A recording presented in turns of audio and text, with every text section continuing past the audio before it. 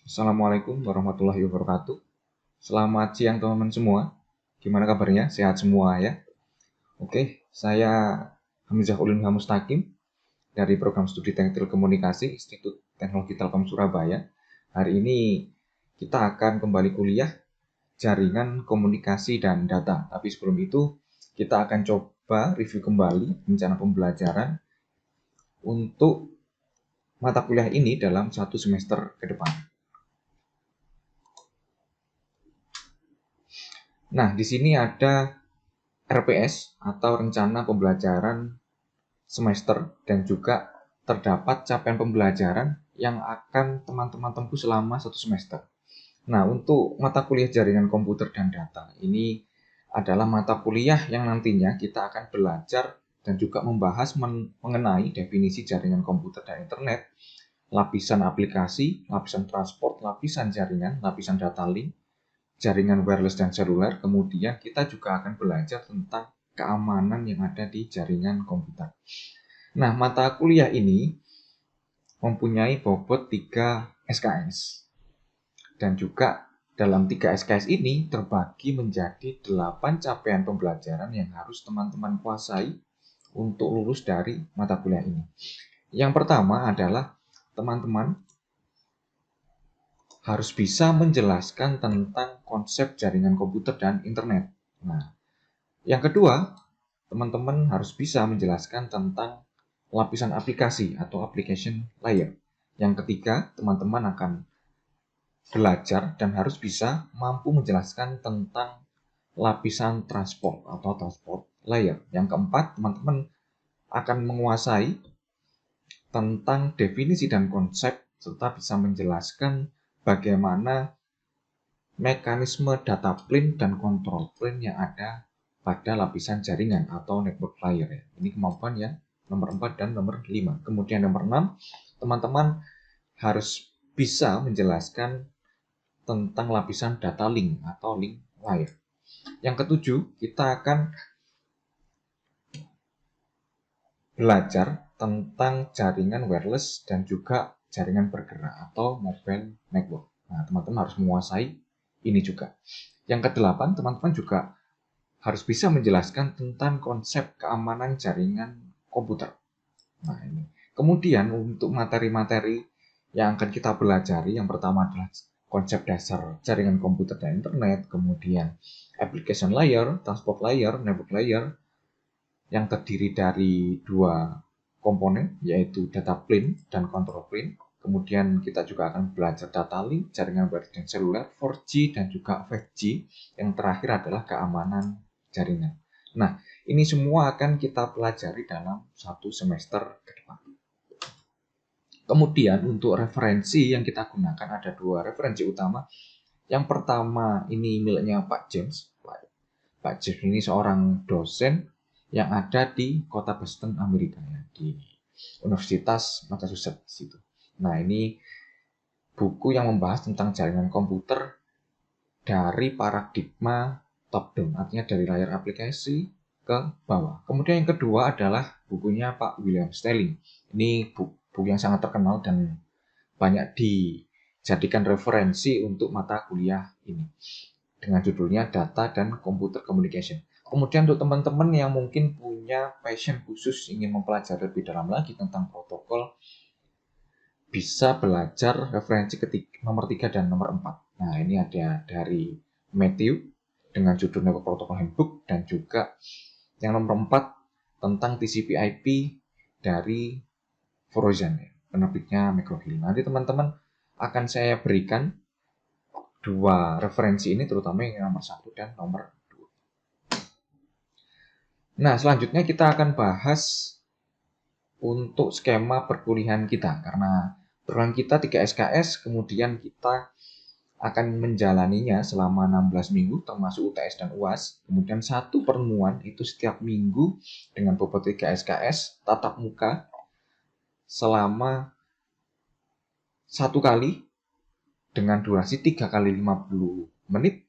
Kemudian teman-teman juga akan melakukan belajar terstruktur dan juga belajar mandiri masing-masing 3 kali 60 menit. Nah, kemudian yang harus diingat di kuliah ini, presensi atau kehadiran minimal dari teman-teman adalah 80%. Ini sudah termasuk izin dan sakit. Kemudian untuk penilaian, tugas kita, teman-teman juga akan pasti dapat tugas, itu 30%. Kemudian untuk ujian tengah semester dan juga ujian akhir semester itu masing-masing 35%. Jadi total di sini adalah 100%.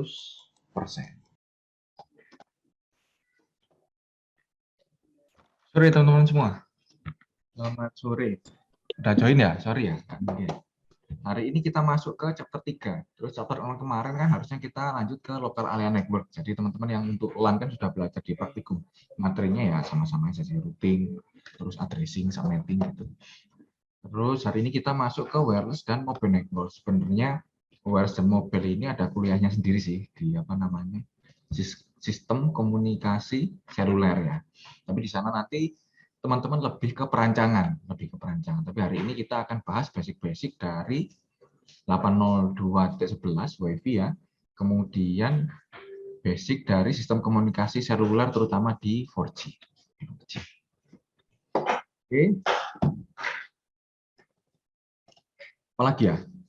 Nah, terus tugasnya kemarin udah saya bikinin link ya, kalau mau upload aja. Oke, lanjut di bab 7. Nah, sebenarnya di apa wireless dan mobile network ini apa ya? Ini bagian atau chapter yang jadi favorit saya sebenarnya. Karena ini akan banyak dipakai kalau nanti teman-teman kerja. Dan juga untuk teknis dan ilmunya itu bakal banyak kepakai ketika nanti teman-teman sudah lulus juga. Oke, terus kita akan mulai dari slide pertama ini. Nah, kenapa ada wireless dan mobile network? Untuk kenapa masuk di jaringan komputer gitu kan? Karena sebenarnya perkembangan dari teknologi yang namanya komputer itu kan sekarang tidak hanya masuk ke dalam PC atau laptop aja. Jadi yang namanya komputer itu mulai dari HP kita itu juga disebut komputer, dan bentuk komunikasi data ke depan itu tidak hanya dilakukan manusia tapi juga barang-barang yang ada di sekitar kita atau IoT ya. Terus peningkatan mobile subscriber itu dimulai dari tahun 90-an sampai sekarang itu benar-benar meledak. Jadi produk dari wireless communication, terutama untuk mobile phone, itu benar-benar meledak. Jadi penggunanya itu tidak hanya orang-orang kalau dulu mungkin di awal 2000-an atau akhir 90-an itu memang orang-orang yang benar-benar butuh, pengusaha, terus memang pejabat-pejabat. Kalau sekarang enggak, bahkan teman-teman bisa punya lebih dari satu HP, dan dari satu HP ada lebih dari satu nomor, biasanya dual SIM semua. Nah, artinya pertumbuhan dari wireless dan mobile network itu di seluruh dunia itu meningkat, bahkan lebih banyak jumlah mobile device-nya daripada manusianya. Kemudian di chapter ini juga kita akan lebih ke mobile broadband. Kita akan belajar mobile broadband. Nah, sebenarnya untuk teknologi wireless itu ada banyak, tapi di chapter ini kita akan bahas di WiFi, mulai dari WiFi yang A, B, G, N yang standar ya, kemudian sampai ke WiFi 6, WiFi generasi 6, itu 802.11 AX. Nah, terus untuk seluler, ini ada 4G, ada 5G, tapi di chapter ini kita akan bahas tentang 4G. Nanti juga 4G ini akan menjadi dasar atau teknologi kunci untuk perkembangan dari 5G. Mungkin teman-teman yang kemarin kita akan tahu kemana sih 5G ini akan dibawa, sebetulnya bisa apa aja untuk 5G, dan kemudian 5G ini bisa merubah wajah industri, wajah peradaban, dan juga akan mengubah budaya, kebiasaan manusia, sehingga nanti budaya kerja, budaya kehidupan kita akan berubah. Oke, kemudian sebenarnya dalam chapter ini yang jadi fokus utama kita itu ada di teknologi wireless-nya, teknologi tanpa kabel, dan juga tentang mobility. Jadi kenapa wireless itu ada? Teknologi wireless itu ada karena kita pengen mengakomodasi kegiatan-kegiatan yang mobile. Jadi kalau dulu pakai telepon kabel, terus kita harus nggak bisa teleponnya nggak harus dibawa, nggak bisa dibawa kemana-mana ya, harus connect terus ke kabel. Nah, artinya wireless itu untuk mengakomodasi mobility, pergerakan dari manusia, dari user.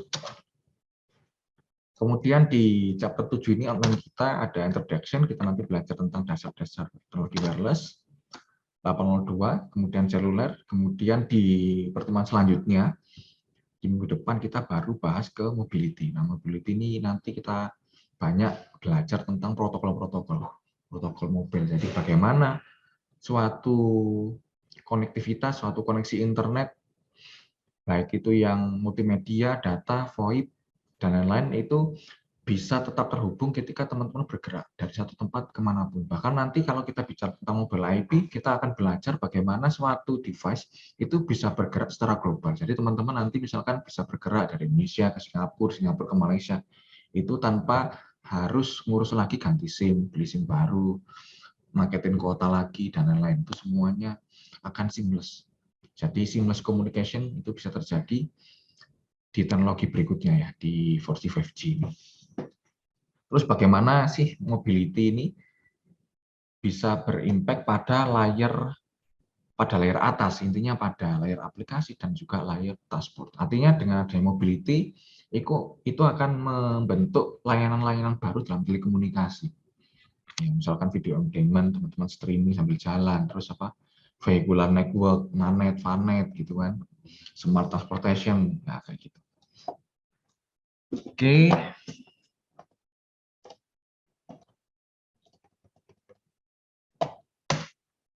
Nah, kita mulai dari elemen dari jaringan wireless. Di sebelum UTS awal-awal dulu kita kuliah, elemen ada node, ada apa lagi? Ada core network. Node yang di bagian tepi ya. Node ini ada laptop, ada HP. Kemudian ada access point. Ada access point ini ada BTS, terus ada wireless dan lain-lain. Kemudian ada core network. Kemudian antara access point dan juga BTS, node B itu ada namanya jaringan akses ya. Kemudian di tengah-tengah ada jaringan core. Nah, yang disebut wireless host itu ada laptop, smartphone, kegiatan IoT, kemudian di dalamnya ada aplikasi ya yang berjalan. Terus yang namanya wireless host itu ada dua tipenya, ada yang dia stasioner, statik, dan juga dia ada yang mobile. Wireless itu jadi tidak berarti dia harus mobile, tapi yang wireless itu pasti dia tidak pakai kabel. Kemudian base station itu dia ada yang BTS seluler, ada juga yang bentuknya access point atau wireless router, WiFi. Jadi base station dan access point itu dia sebagai sentral. Kalau telepon kabel itu ada yang namanya sentral. Nah, sentral kalau dalam wireless itu disebut dengan sebagai base station. Tugasnya apa? Melakukan relay ataupun switching terhadap pengiriman paket di antara jaringan. Ya, dia switching. Nah, ini terminalnya lah ibaratnya gitu. Kalau di teknologi apa namanya? Ini yang seluler ya. Yang seluler kalau yang 2G itu namanya BTS. BTS kalau 3G itu Node B. Node B. Kalau yang 4G itu namanya eNode B. eNode B. Terus yang 5G itu namanya G-Node B. G-Node B. Jadi teman-teman harus apa nih? Kalau misalkan ada orang ngomongin BTS itu berarti sistem seluler konvensional 2G. Kalau misalkan ada orang ngomong Node B berarti dia ngomongin tentang sistem 3G. Kalau eNode B berarti 4G, kalau 5G berarti G-Node B. Terus tipikal dari wireless link atau data link ya, biasanya dia apa? Digunakan untuk menghubungkan antara base station dan juga dengan host ya. Itu wireless link. Atau kalau di seluler disebut dengan RAN. Radio Access Network. RAN ini banyak jenisnya. Ada yang SIRAN, namanya SIRAN. Konvensional Radio Access Network. Kemudian ada yang namanya VRAN, Virtual RAN. Ada yang ORAN. ORAN itu Open RAN. radio network itu biasanya dipakainya untuk sistem komunikasi seluler. Kemudian tugas dari ini wireless link ini untuk melakukan mekanisme multiple access protokol. Jadi supaya setiap host di sini bisa mengakses dan menggunakan resource yang ada di dalam sistem komunikasi baik seluler maupun yang lokal area network atau WiFi tadi. Terus dari sini juga muncul modulasi dan juga demodulasi yang menggunakan frekuensi band. Jadi frekuensi itu munculnya dari sini. Nah, di dalam RAN ini ada modul yang namanya BBU, baseband unit, yang dia tugasnya mengolah sinyal berdasarkan frekuensi tertentu. Misalkan kalau kita ngomongin 4G pakai 1,8 GHz sampai 2,1 GHz. Nah, itu sebenarnya yang ngolah sinyal dengan frekuensi sekian itu tadi, itu tugasnya oleh BBU, baseband unit. Kemudian kalau 5G ada di 2,3 ya, terus ada yang 3,5 itu namanya baseband. Nah, ini karakteristik dari dari teknologi wireless, mulai dari yang paling sederhana, misalkan Bluetooth. Bluetooth ini digunakan untuk indoor.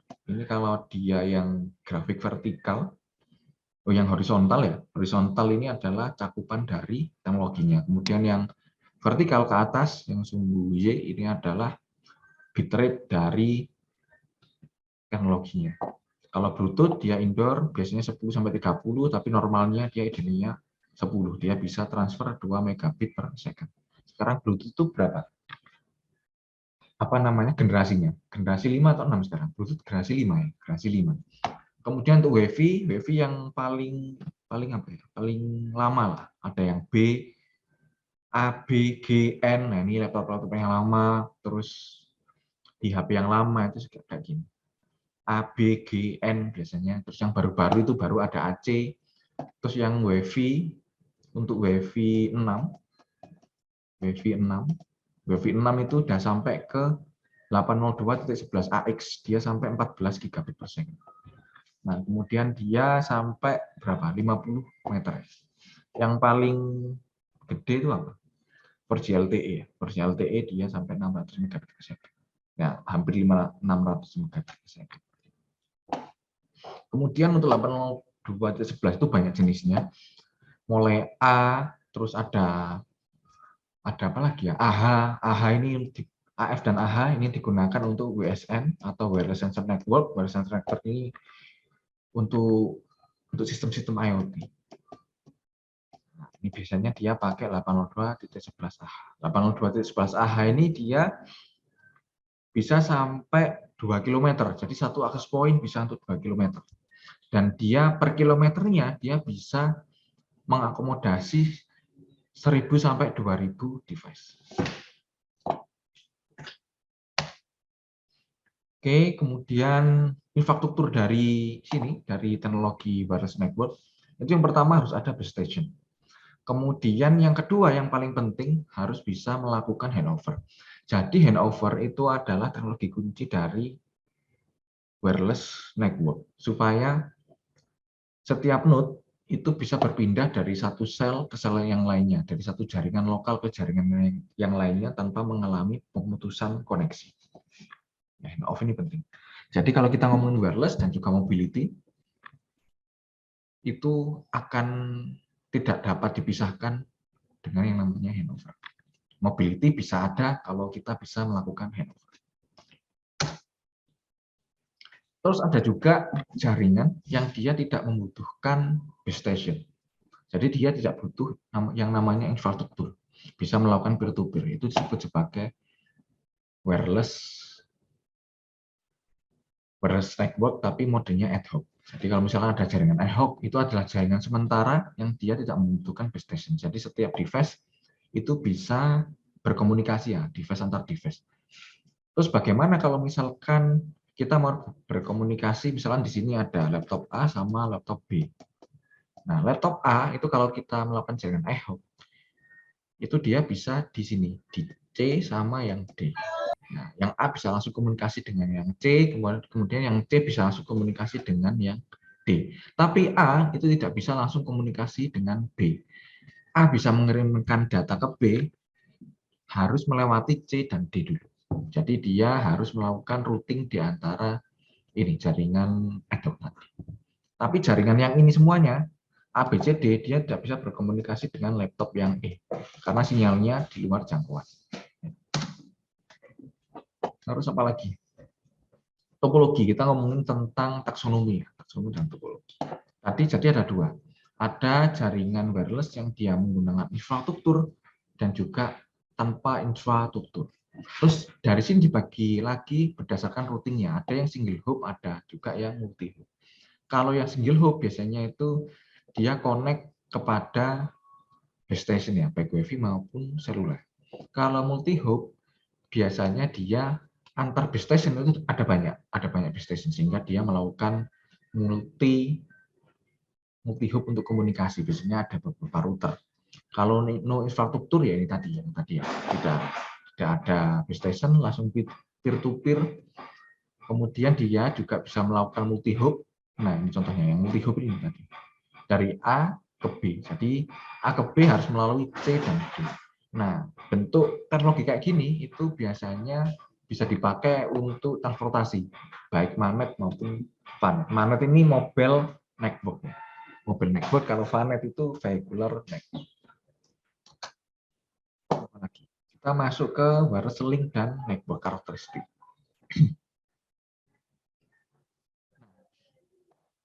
Salah satu parameter utama yang membedakan antara jaringan kabel dan juga jaringan wireless itu adalah kalau kita di kabel, karena dia menggunakan medium transmisi yang tetap, yang terguide, terguide itu apa artinya, teman-teman? Terbimbing. Budila apa? Terguide itu apa? Terbimbing ya? Ya, terbimbing. Itu sinyal dapat kita jaga kondisinya supaya dia tidak terjadi pelemahan. Jadi sinyal itu pasti sampai dengan baik. Itu namanya guided. Kalau unguided, tidak terbimbing, itu biasanya kita menggunakan medium udara. Nah, karena wireless itu tidak menggunakan kabel, maka akan terpengaruh dengan kondisi medium udara. Nah, ketika dia ditransmisikan, pasti terjadi proses pelemahan atau yang disebut dengan atenuasi. Nah, pada saat proses propagasi itu proses transmisi sinyal dari access point dari BTS menuju ke host. Kan berarti terjadi loss ya. Nah, proses propagasi ini akan terdapat atoniasi ya, berarti pelemahan yang disebut sebagai pathos. Terus selain itu juga bisa terjadi interferensi. Nah, di udara itu banyak pancaran energi selain dari satu access point. Biasanya kan ada 2 access point, 3 access point, ada tetangga yang punya access point juga. Nah, antara access point itu dia sama-sama menggunakan frekuensi 2,4 GHz. Berarti di sini ada apa? Ada potensi terjadinya interferensi. Nah, interferensi itu ada 2 jenis. Ada yang dia interferensi bentuknya superposisi, penguatan. Ada juga yang dia pelemahan. Penguatan itu terjadi ketika frekuensinya sama dan juga fasanya sama. Kalau misalkan frekuensinya sama, terus fasanya tidak sama, otomatis terjadi pelemahan. Terus ada juga yang namanya multipath propagation. Multipath propagation kayak gini. Kalau kita memancarkan sebuah sinyal, misalkan dari dari BTS maupun access point, dia akan melalui banyak hal, baik melalui gedung-gedung, dia akan ketata pohon, terus dia akan kena apalagi bukit, terus kena hujan, kena obstacle. Nah, itu bisa menimbulkan yang namanya pantulan-pantulan, pecahan sinyal. Nah, itu menyebabkan multipath propagation. Dan sebenarnya sinyal yang kita terima di HP kita itu bukan sinyal yang langsung kita dapatkan dari BTS. Misalkan kita di dalam sebuah gedung. Yang kita dapatkan itu adalah gabungan dari sinyal-sinyal kecil hasil dari pecahan pantulan sinyal yang dipancarkan oleh BTS.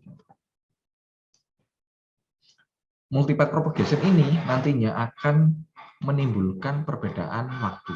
Jadi antar pantulan, antar pembelokan sinyal, antar pecahan akan sampai di HP kita dengan waktu yang berbeda. Walaupun interval waktunya sangat sempit.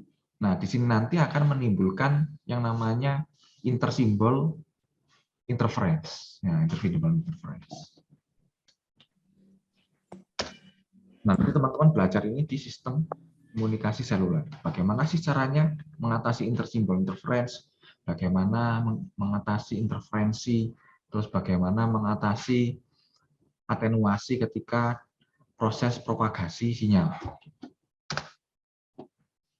Kemudian kita masuk ke bagian yang kedua. Nah, karena di dalam udara ini ada yang namanya noise. Nah, sinyal yang dipancarkan oleh pemancar itu nanti akan berlaku yang namanya parameter sinyal to noise ratio. Jadi noise itu ada banyak di di alam semesta ini.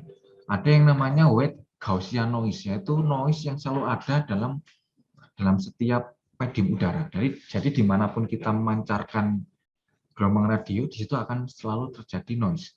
Ada juga noise-noise yang berasal dari sumber-sumber lain, misalkan interference dari pemancar yang lain yang jauh dari kita. Nah, itu banyak.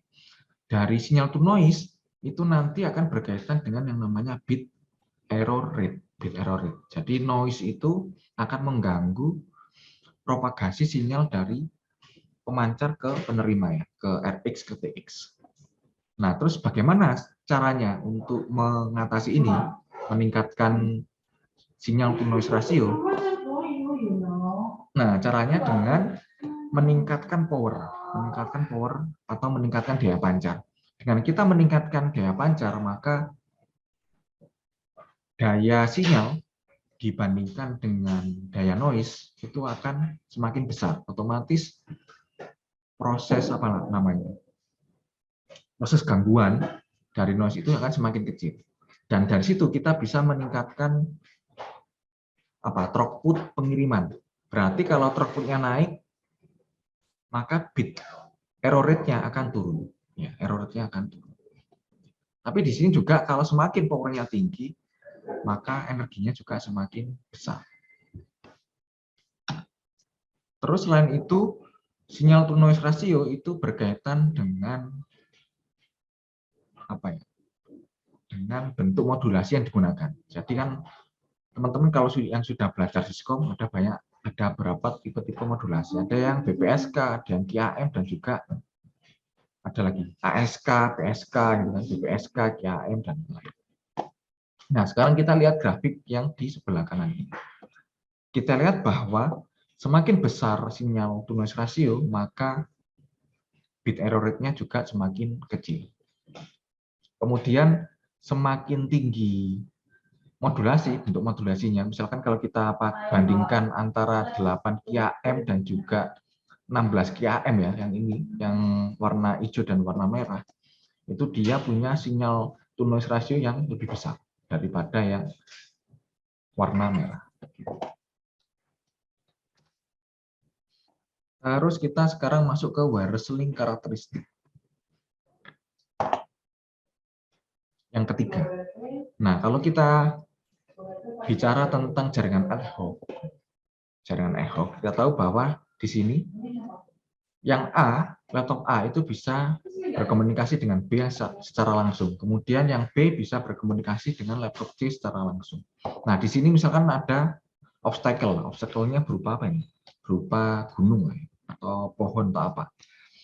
Nah, berarti bisa kita sebutkan B dan A itu bisa berkomunikasi secara langsung. B dan C bisa berkomunikasi secara langsung. Tapi A dan C itu tidak bisa berkomunikasi karena cakupan sinyal A itu di luar yang C. Begitu juga dengan sebaliknya. Cakupan yang C itu di luar yang A. Kita bisa berkomunikasi jika melakukan routing melalui B. Kalau A mau komunikasi yang C dengan C itu harus melalui yang B. Nah, kalau kita lihat grafiknya, sinyal A dengan B itu masih tinggi, tapi begitu nyampe daerah C itu langsung turun. Nah, di sini ada proses pelemahannya atau attenuation. Begitu juga kalau kita lihat sinyal yang C ke yang A, dia juga sinyalnya rendah.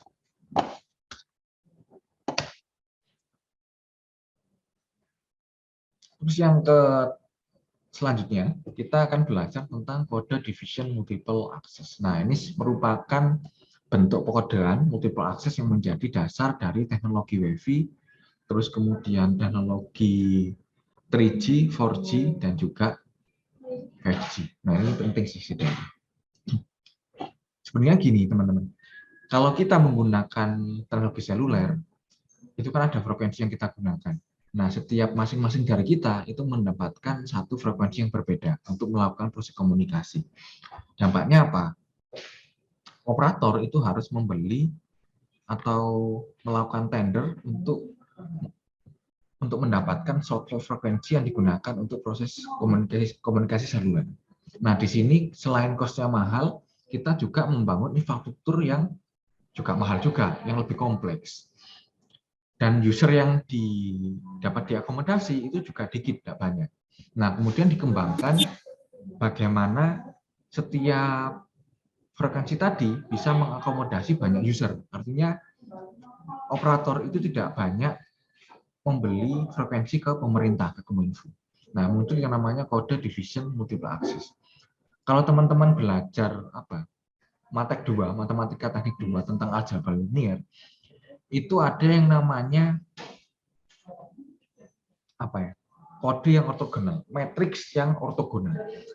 Matriks yang ortogonal itu ketika kita lakukan konvolusi perkalian, itu dia hasilnya sama dengan 1, artinya tidak melemahkan. Nah, ortogonal itu kan tegak lurus ya, tegak lurus. Ortogonal itu tegak lurus. Jadi di kode division multiple access, kita memanfaatkan satu frekuensi yang dia bisa digunakan oleh semua user dalam semua cakupan akses point tadi, cakupan BTS. Misalkan kita menggunakan satu titik frekuensi, misalkan ini frekuensi 1,8 GHz. Nah, di sini kalau kita lihat berapa sih user yang bisa kita akomodasi berdasarkan sifat ortogonal. Misalkan satu ke sini, kita gunakan ke sini juga. Ada yang ke sini, ada yang ke sini, ada yang ke sana, gitu ya. Masing-masing di sini kan tegak lurus semua ortogonal. Secara teoritis, kita bisa mengakomodasi user sampai tak hingga. Secara teoritis. Ya kan, tapi dalam pelaksanaannya itu enggak sampai tak hingga. Karena rawan interferensi, terutama untuk frekuensi-frekuensi yang sangat dekat. Misalkan frekuensi A dan juga kode A dengan kode B. Nah, ini rawan interferensi.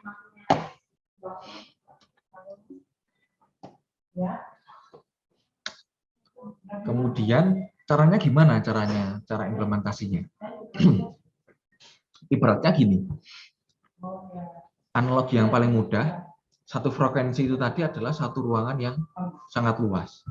Kemudian teman-teman dijadikan satu di situ. Tapi syaratnya biar teman-teman bisa berkomunikasi satu sama lain, ibaratnya satu sama lain lah ya. Itu teman-teman harus menggunakan bahasa yang berbeda. Jadi misalkan kalau ada satu komunikasi yang pertama harus pakai bahasa Indonesia. Komunikasi yang kedua itu harus pakai bahasa Inggris dan begitu seterusnya sampai komunikasi yang ke-100 misalkan pakai bahasa Zimbabwe. Nah, proses kode division multiple access itu prinsipnya seperti itu. Jadi masing-masing komunikasi itu pakai kode komunikasi yang berbeda. Nantinya setiap proses komunikasi akan punya kunci atau penerjemah. Penerjemah dari proses komunikasi tadi. Nah, masing-masing penerjemah tadi akan dikumpulkan menjadi satu pengkodoan yang namanya channel coding. Dari sini bisa dipahami nggak teman-teman? Atau ada yang masih bingung? CDMA. CDMA ini basic banget. Dulu operator yang pakai CDMA ini apa? Ada Flexi. Terus ada lagi apa? Friend. Terus ada lagi Star One. Nah, mungkin teman-teman masih SD lah itu ya. Masih kecil itu operator-operator yang menggunakan proses CDMA. Dan operator CDMA itu harganya jauh lebih murah daripada operator GSM.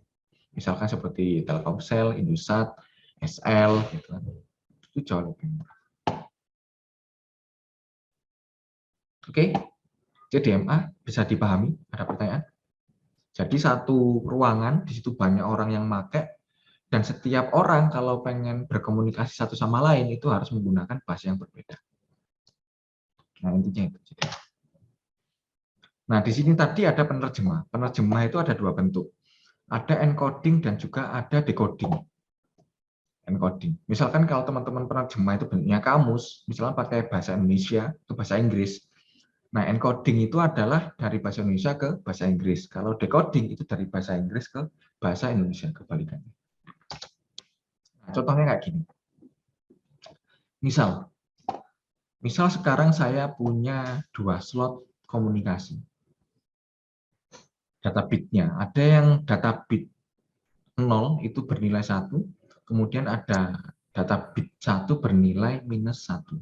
Nah, di sini data bit ini akan kita kodekan, kita terjemahkan. Misalkan ini pakai bahasa Indonesia, kita terjemahkan menjadi bahasa Inggris. Nah, ini yang namanya kode, ini adalah kamusnya. Ini kamus. Kode ini adalah kamus. Nah, data bit dan kamus ini akan kita masukkan ke dalam sistem. Sistem ini disebut sebagai konvolusi. Nah, untuk teman-teman yang sudah belajar Siskom itu dapat, tapi teman-teman yang 2020 mungkin belum dapat ya. Ini namanya konvolusi.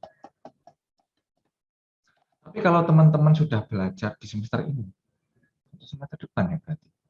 Semester depan matek 2. Ini ada sebuah fungsi matematik, bisa bentuk matriks, bisa bentuk apapun. Ini kita konvolusi. Teman-teman mungkin kalau pas kuliah SMA kelas 3 itu ada yang namanya konvolusi. Nah, antara data bit pertama dengan kode, dengan kamus tadi, itu kita konvolusikan ke dalam sistem. Hasil dari konvolusi itu disebut sebagai channel output. Nah, terus fungsi Y1 tadi, fungsi pengkodean konvolusi, itu disebut sebagai channel coding. Channel coding. Nah, data bit itu munculnya di mana? Data bit itu munculnya dari suara kita yang disampling menjadi data bit. Jadi kan kita ngomong sekarang. Terus masuk ke HP kita, dikonversi menjadi data digital. Ya kan? Terus akan oleh prosesor yang ada di HP kita, itu akan dikodekan, diproses. Di dalam HP kita, itu ada kamusnya atau codingnya. Kemudian diproses menjadi yang namanya channel coding. Channel coding. Kemudian hasil output dari channel coding itu seperti ini. Nah, ini namanya channel output. Yang ada slot 1 dan juga slot 2. Slot 1 itu adalah hasil konvolusi antara kode 1 dan juga data bit 1, D1 dan juga kode 1. Nah, ini ya, D1 dikalikan C1, CM, C1. Terus yang Z0, slot 0, ini adalah fungsi dari ini, bit 1 ini, di data 0, itu dikonvolusi dengan kode yang ada di slot 0. Sebenarnya kodenya sama, kode antara slot 1, slot 0, slot 2, dan seterusnya itu sama. Kamusnya sama. Oke, dari sini dipahami ya teman-teman. Channel output ini adalah hasil yang akan dipancarkan oleh base station kepada penerima, ke HP penerima. Nah, ini masuk receiver kan? Masuk receiver, di sini misalnya di BTS ya. Ada BTS. Nah, ini BTS-nya, dia akan memancarkan sinyal ke penerima. Receive input. Terus sampai penerima, channel output tadi, ini kan yang pertama, ini masuk ke sini, akan diterjemahkan menggunakan kamus yang sama. Nah, ini adalah kamus yang sama yang digunakan oleh sender. Sender ini kan pengirim ya. Pengirim itu TX. Receiver itu RX. Nah, dia akan menerjemahkan menggunakan kamus yang sama. Nah, ini kan sama ini kamusnya. Antara yang atas dan juga yang bawah. Nah, kemudian dari sini akan diproses kebalikan dari konvolusi, dipecah menjadi data awal. D1 dan D0. -1 dan juga 1. -1 ini apa sih sebenarnya? Ini adalah amplitudo sinyal. Berarti kalau D0 itu amplitudo sinyalnya 1, kalau D1 amplitudo sinyalnya itu -1. Nah, kalau kayak gini udah jalan belum CDMA-nya? Ada yang bisa jawab enggak, teman-teman? Kira-kira. Ini kan udah jadi nih sistemnya. Ada data, ada kata-katanya, ada kamusnya. Kemudian kita terjemahkan, kita kirim. Terus sampai penerima, ini kita terjemahkan, kita masukkan ke HP kita sehingga bisa dibaca. Nah, nanti kamus ini ada banyak kamusnya. Ada banyak. Ada yang bahasa Inggris, bahasa Perancis, bahasa Zimbabwe, bahasa Ethiopia, gitu kan. Ada banyak.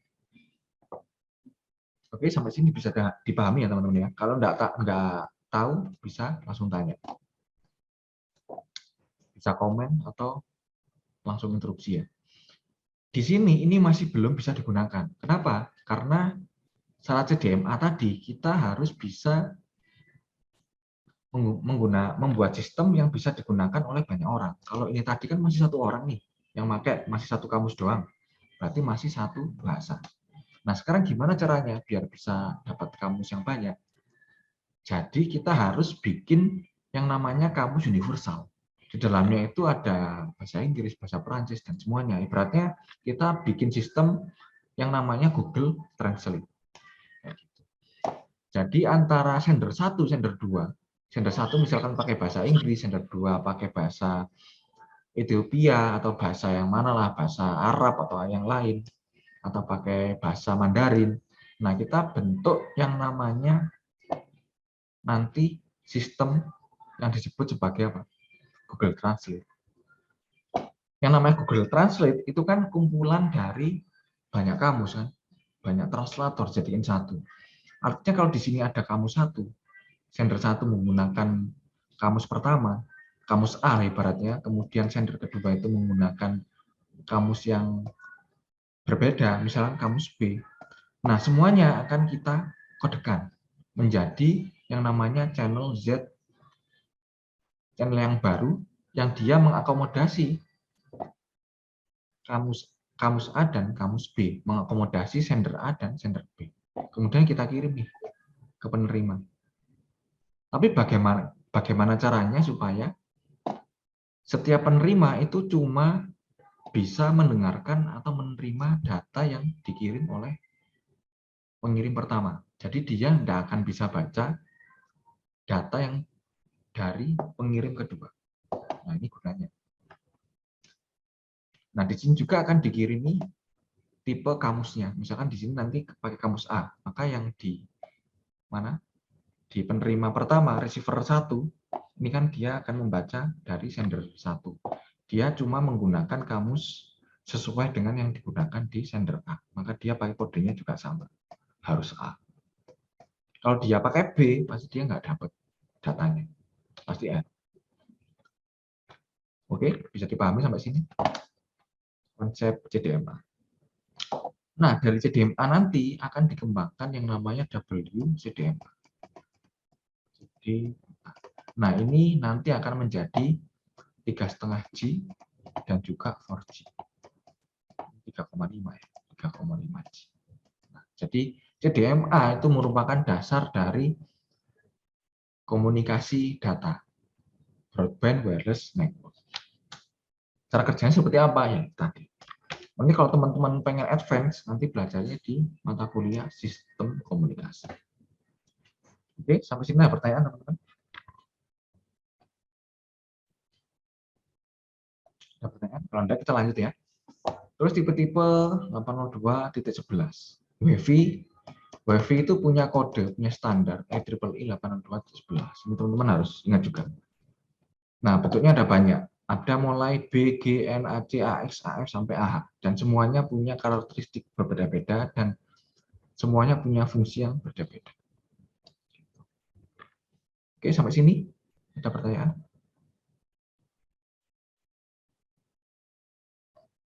Nggak ada? Nah, kita hari ini sampai ini dulu, sampai CDMA. Nanti minggu depan kita akan lanjut ke WiFi dan juga seluler, lanjut ke mobility. Ada pertanyaan enggak teman-teman nih? Tim baik.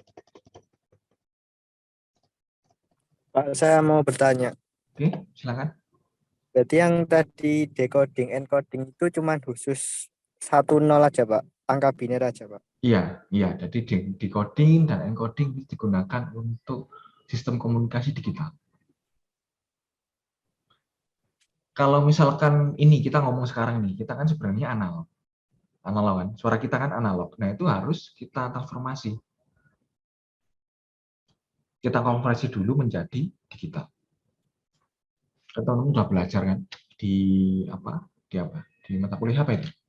Teman-teman belajar di sistem pengolahan sinyal ya. Jadi dari analog ke digital. Jadi semuanya harus digital.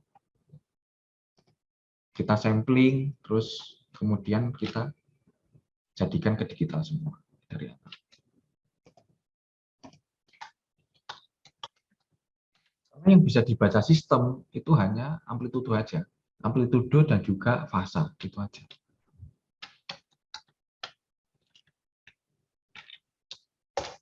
Udah, ya Jan, bisa dipahami? Paham, Mbak. Terima kasih, Pak.